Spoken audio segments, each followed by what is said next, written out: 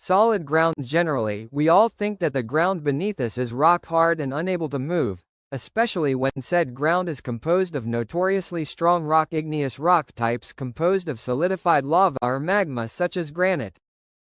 And, for a spot in the interior of Japan, comprising the southern edifice of the active Mount Ontake volcano, this was the case for many thousands of years. That was, until disaster struck on September 14, 1984.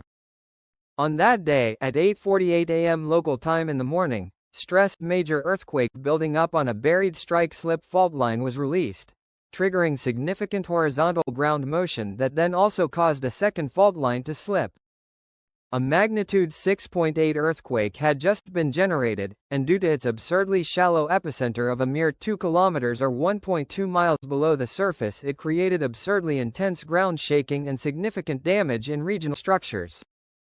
This shaking caused the ground in some areas to temporarily accelerate to 70% the force of gravity, translating to 6.87 meters or 22.54 feet per second.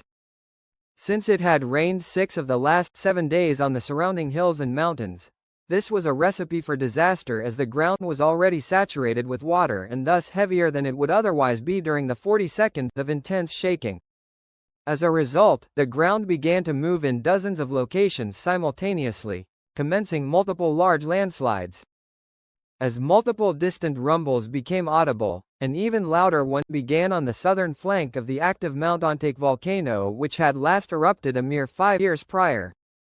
All of a sudden, a massive patch of land which was 1,170 meters long, 640 meters wide, and averaged 68 meters or 223 feet thick started to visibly move.